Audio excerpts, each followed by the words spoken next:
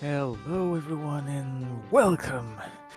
Welcome to the conclusion of this tournament! The Speedgaming Live 2023 Final Offensive of Kaiodai tournament is finally finishing up today. And I'll be joined by Lily to commentate this final match. The two best runners in the community, Fieryblizzard and judgejoe. Both are extremely knowledgeable about the game. Both are very fast menuers and fast at routing.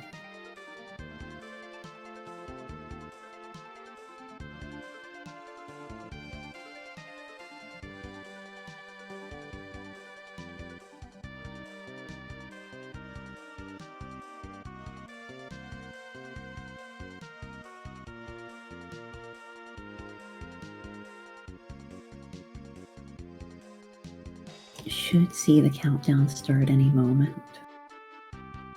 Yeah, we can see the countdown on Fieryblizzard's side. It's beginning in less than 5 seconds now.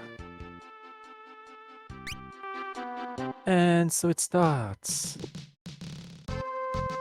Starting with the usual looting of Titan Castle gives a fair amount of good rewards and the first hint. By the way, we do have a gentleman agreement today between the two winners. So there's this area called Kuza Castle, which has the 12 legendary items. And every time you get a tablet, you can trade a tablet for 3 of those legendary items, which are random. And today the two runners have decided to not check Kuza Castle until they get the 4 tablets. So they might be skipping on some interesting loot that could help them at the beginning. We don't know, we will see.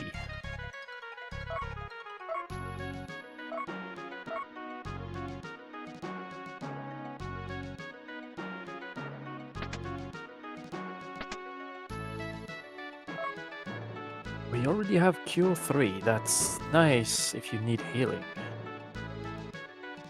And Magic Sword 2 for Mute Blade and Sleep Blade. And we also have our first hint. The If It's Fire, which unlocks the second spot in the library, is located in Ward 1. Speaking of hints, you are able to track all the hints through my personal Google spreadsheet here. I will be tracking all the hints throughout the seed. And that is a Mystic Knight start. Oh, I like that. Somewhat slow at times, but has a lot of power, especially later in the game when you have access to insta-kills. Yeah, you can have access to Breakblade to ensure petrifying your target. You have access to Fire 3, Ice 3 Sword and Bolt 3 Sword, which are good elemental damage, but also a source of insta-kill for all targets that are not heavy and weak to that element. You also have access to good utility status like Sleep Sword and Mute Sword. And we do have Bolt 2 Sword Magic to help here. There was Ice 2 earlier, I believe. It's either Ice 2 or Fire 2.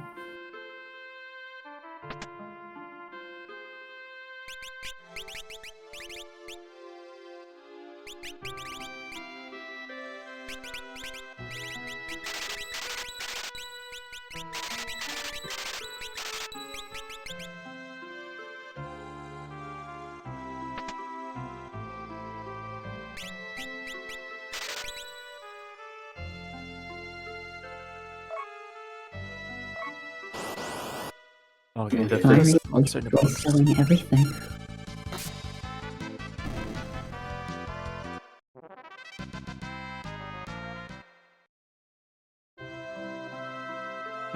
An Angel Ring. That's kind of useless. You can at least sell that for a good amount of money. And the Hunter Crystal.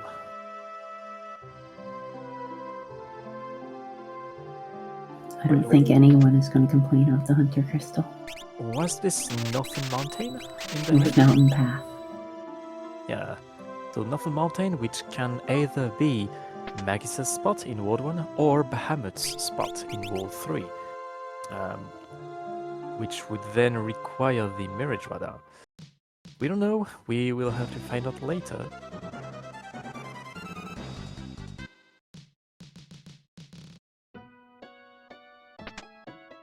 They are both following the same road, it seems. Phoenix Down, Revivify and Antidotes in Licks.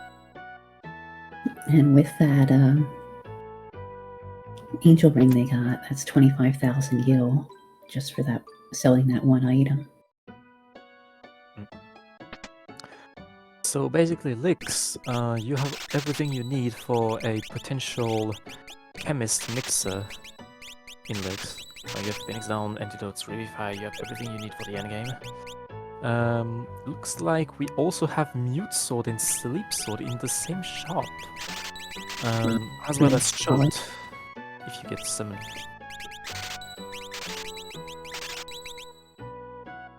Potions and cabins and softs as well, so all they need are eye drops, which are also in Lex. Wow. Wow. And the power staff does Berserk. One single World 1 town has all of the required items for the chemist. Wow.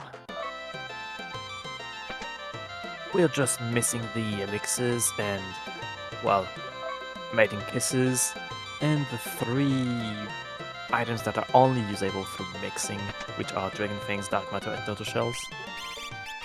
But finding those is quite rare.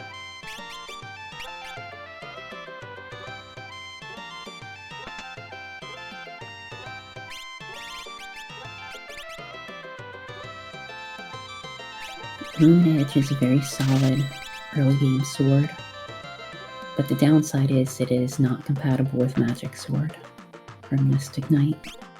Yes, that's something you would rather equip to a Knight instead of a Mystic Knight. You would be forbidding yourself from using Spellblade.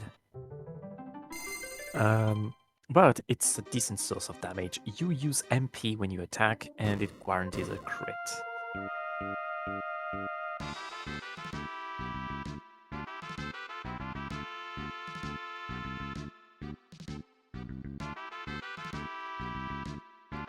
Okay, we are soon to get our next hint in Surgate Castle. Ooh.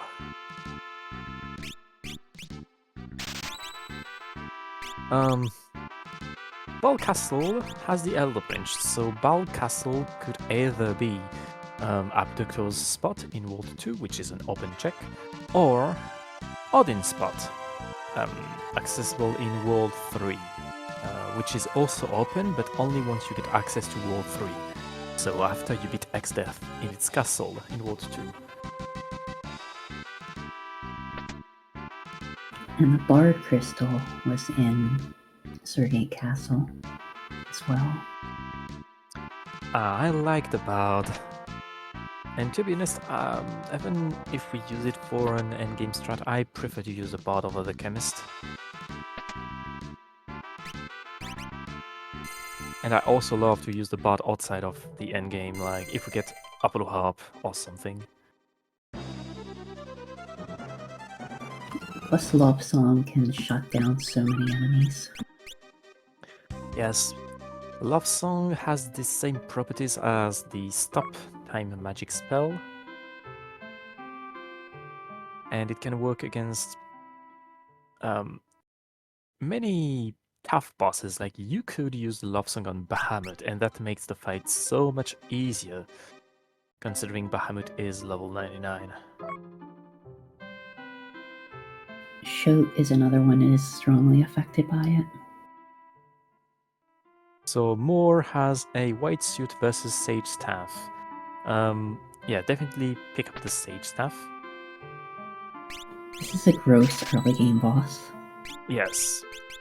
We all hate Sandworm. One thing about Sandworm is that it is guaranteed to be in the back row no matter what spot it is. And it just wastes a lot of time by moving around. We also know it's guaranteed to never appear in some spots because it causes glitches, which we don't want to happen. And by glitches, I mean, we mean soft locks. Yes.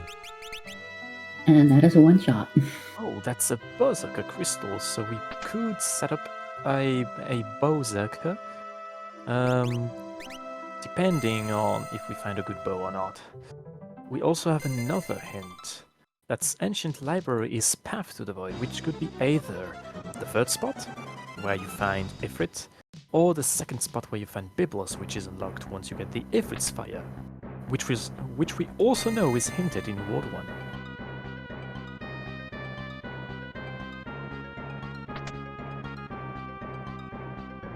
And talking about a Doctor here.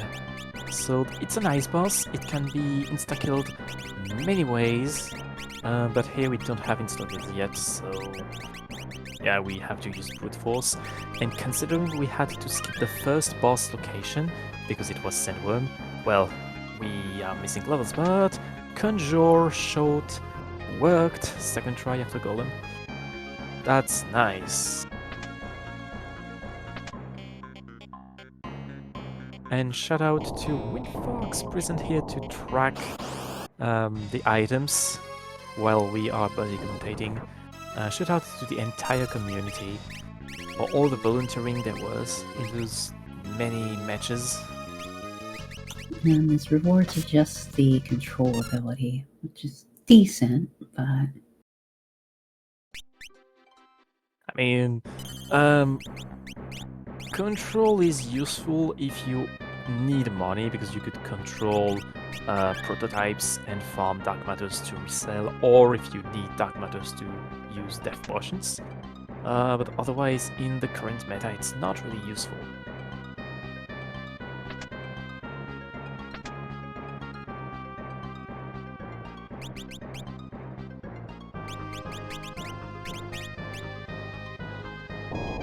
And I don't remember any boss that you can actually control. The starting job was Mystic Knight. So far we also found the Bard, the Hunter Crystal, and the Berserker Crystal. Though I don't think that I bought the Berserker Crystal yet. Talking about bows, we find an Elven bow that's not really a good bow to use. You need at least a Gale bow, which has slight chances to proc X-Fight and attack 4 times, or a Yoshi bow, or an Ardent bow. And just a Slumber Sword for the reward. Yeah, Fairy actually gets over Sandworm. Though Judge Joe here will have trouble, because he won't get any XP out of Entlane's fight. Entlane will run away. On the Fieryblizzard side, I saw something interesting. I saw Fire 3 Sword. It's really strong. And he is putting it to sleep, so we should be able to get... maybe. No, this isn't gonna work. Because the sword will just wake it up. And we get full speech. Interesting.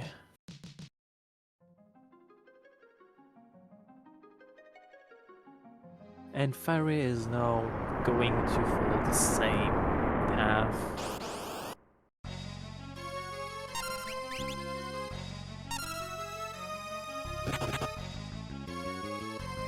So, but I don't think... Oh, Fairy didn't have the Conjure Shot method, but he had Slash, and Slash worked. What Slash does is that it instantly kills targets that are not heavy, though you need to wait like 1 turn before it actually goes into action. But hey, it worked against Abductor.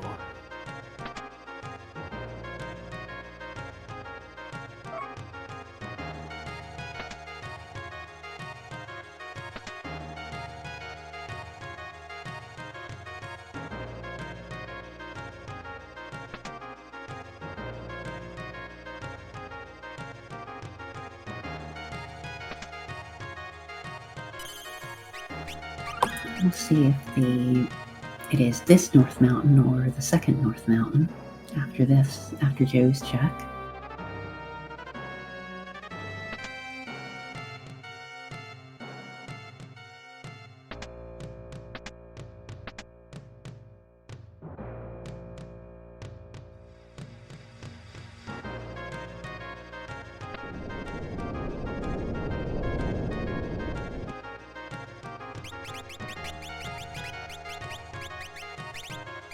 Joe's movement through the poison flowers was really good. Okay, so you can actually use Mute Sword on Carbuncle, which will mitigate the damage you receive because tier 2 spells, ward one spot, that hurts. But you can mute Carbuncle. You cannot use like Magic Mute because Carbuncle's native Reflect Wall will make bounce, but Mute Sword is not affected by Reflect Wall. Is there an FAQ on how this randomizer works? Well, we do have a wiki page explaining what the randomizer does. Let me see if I can get it. Dry already covered it. Well, thanks, Try. See, there's always everyone in the community, even if they're not commentating or tracking, they're always here to help. There's always someone to help. Thank you, Try. So yes, we do have a wiki page. And there's a successful Carbuncle kill.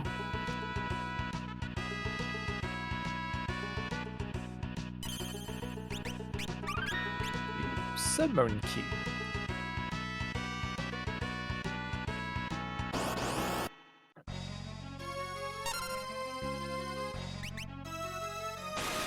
Submarine Key could be the path to the void from the hint. We don't know.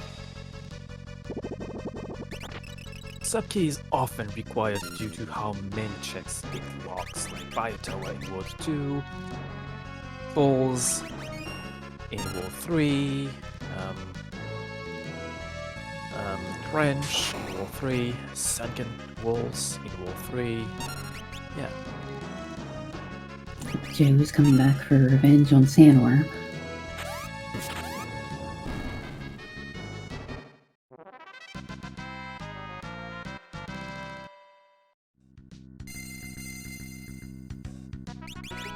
It's a one-shot at this point.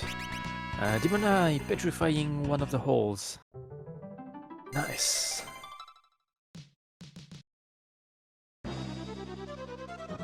Wait, that was not a one-shot? Excuse me? That's Wind Shrine. I hope that does not break the script, because that's a very strong possibility when... Oh, okay, yeah.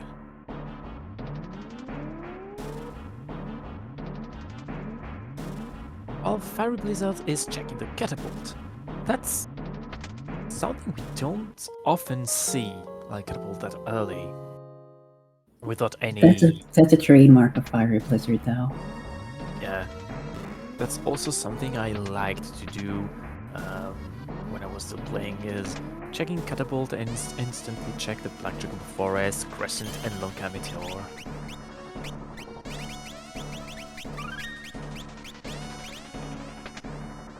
And though I would often prefer to check hints before that to see if there's a barren hint or another exploitable path to the void.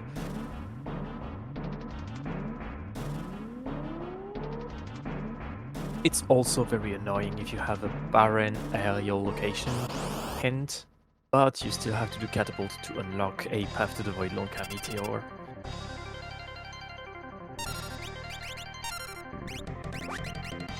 So we have Gilgamesh 4 at the catapult, while Judge Joe is checking the Wolf's Meteor and getting... They've killed the same amount of bosses at this point. Fiery's 4 levels ahead, because he was able to get a successful kill of Antlion, while Joe had it run away. So both